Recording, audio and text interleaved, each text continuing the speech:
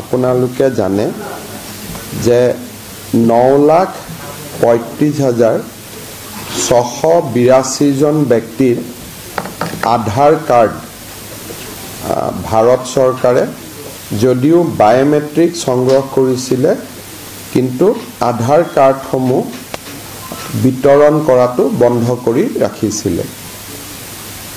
এই লোকসকল সেই লোকসকল আছিল যিসকলে ফেব্ৰুৱাৰী 2019 পৰা আগষ্ট 2024 এই সময়ছোৱাৰ ভিতৰত এনআৰসি বা আধাৰ কেন্দ্ৰসমূহত বায়োমেট্ৰিক দিবৰ বাবে তেওঁলোকে সেই কেন্দ্ৰসমূহলৈ গৈছিলে। যোৱা কিছুদিন ধৰি এই লোকসকলে 9,38,865 গৰাকী যি লোক আছে তেওঁলোকে বিভিন্ন সময়ত অসম চৰকাৰৰ ওচৰত অভিযোগ কৰি আহিছিলে যে আধাৰ কাৰ্ড বন্ধ হৈ থকাৰ বাবে তেওঁলোকে স্কলাৰশ্বিপ, ৰেচন কাৰ্ড, বিভিন্ন ধৰণৰ চৰকাৰী সুবিধাৰ পৰা বঞ্চিত হৈ আহিছে। আৰু এই ব্যক্তিসকলৰ ভিতৰত বহুবিলাক এনেকুৱা ব্যক্তি আছে যিবিলাক ব্যক্তিৰ এনআৰসিৰ লগত কোনো সম্বন্ধ নাছিলে, তেওঁলোকে মাত্ৰ সেই সময়ছোৱাত আধাৰ কাৰ্ডৰ বাবে বায়োমেট্ৰিক দিবৰ বাবে গৈছিলে। অৰ্থাৎ এই আধাৰ কাৰ্ড আৰু এনআৰসিৰ কোনো প্ৰত্যক্ষ সম্পৰ্ক নাছিলে। সম্পৰ্ক ইমানেই আছিলে যে সেই 4 মাহৰ সময়ছোৱাৰ ভিতৰত তেওঁলোকে বায়োমেট্ৰিক দিবৰ বাবে এনআৰসি বা আধাৰ সেৱা কেন্দ্ৰসমূহলৈ গৈছিলে আৰু তেতিয়া এনআৰসি আৰু আধাৰ সেৱা কেন্দ্ৰ একেটাই আছিলে, দুটা পৃথক পৃথক নাছিলে। এই বিষয়টোৰ ওপৰত অধ্যয়ন কৰিবলৈ আমি এখন কেবিনেট সাব কমিটি গঠন কৰিছিলোঁ। কেবিনেট সাব কমিটিখনে অসমৰ প্ৰায়বোৰ সদৌ অসম ছাত্ৰ সন্থাকে ধৰি সংগঠনসমূহৰ লগত আলাপ আলোচনা কৰিছিলে আৰু তেখেতসকলেও এটা ঐক্যমতত উপস্থিত হৈছিলে যে এনআৰসি আৰু আধাৰ কাৰ্ডৰ কোনো প্ৰত্যক্ষ সম্বন্ধ নাই আৰু সেই কাৰণে আধাৰ কাৰ্ডসমূহ যদি ভাৰত চৰকাৰে বিতৰণ কৰে তেতিয়াহলে কাৰো আপত্তি নাথাকিব। এই বিষয়টো আমি কেবিনেটলৈকে লৈ গৈছিলোঁ। কেবিনেট সাব কমিটিটোৰ যিটো ফাইণ্ডিংছ আছিলে তাক তেখেতসকলে কেবিনেটেও সমৰ্থন কৰিছিলে আৰু ভাৰত চৰকাৰৰ লগত এই বিষয়ে আমি যোৱা 2 বছৰ ধৰি যোগাযোগ কৰি আছিলোঁ যে আধাৰ কাৰ্ডখিনি খুলি দিব লাগে। মানুহৰ ৰেচন কাৰ্ডৰ পৰা স্কলাৰশ্বিপ বিভিন্ন ক্ষেত্ৰত অসুবিধা হৈছে। যোৱা 29/7/2024 তাৰিখে আমি অসম চৰকাৰে ভাৰত চৰকাৰে আমাক অনুৰোধ কৰে যে অসম চৰকাৰে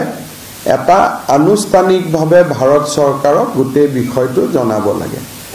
আমি ভাৰত চৰকাৰক 19/7/2024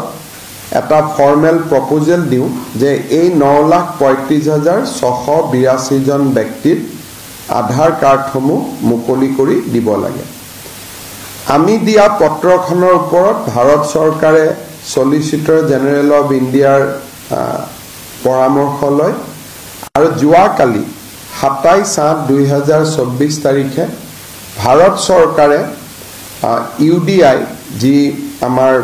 আধাৰ কাৰ্ডৰ যিটো অথৰিটি, ইউনিক আইডেন্টিটি যিটো অথৰিটি আছে, তেওঁলোকক নিৰ্দেশ দিছে যে অসমৰ বন্ধ হৈ থকা আধাৰ কাৰ্ডসমূহ মুকলি কৰি দিব লাগে আৰু যাৰ আধাৰ কাৰ্ডৰ যোন যোগ্য ব্যক্তি যাৰ পৰা আমি বায়োমেট্ৰিক সেই সময়ত লৈছিলোঁ, এই 9,35,682 গৰাকী ব্যক্তিক আধাৰ কাৰ্ডসমূহ উভতাই দিব লাগে আৰু তেওঁলোকক আধাৰ কাৰ্ড লোৱাত যি বাধা আছিল সেই বাধা ভাৰত চৰকাৰে আনুষ্ঠানিকভাৱে প্ৰত্যাহাৰ কৰিছে। ইয়াৰ ফলত এতিয়া অসমত এই এটা বহুদিনৰ যিটো এটা ইস্যু পুঞ্জীভূত হৈ আছিলে 9,35,682 গৰাকী ব্যক্তিৰ তেওঁলোকৰ আধাৰ কাৰ্ড পোৱা পথ প্ৰশস্ত হ'ল আৰু মই ভাবো যে অহা 15 দিন এমাহৰ পৰা ভিতৰৰ পৰা তেওঁলোকে নিজৰ আধাৰ কেন্দ্ৰত গৈ আধাৰসমূহ সংগ্ৰহ কৰিব পাৰিব য'ত তেওঁলোকে বায়োমেট্ৰিক্স দিছিলে বা ইউডিআই কৰ্তৃপক্ষই বেলেগ ব্যৱস্থাও কৰিব পাৰে যে তেওঁলোকে ক'ত গৈ আধাৰ কাৰ্ডখিনি সংগ্ৰহ কৰি লাগিব কিন্তু ভাৰত চৰকাৰে ইতিমধ্যে যিহেতু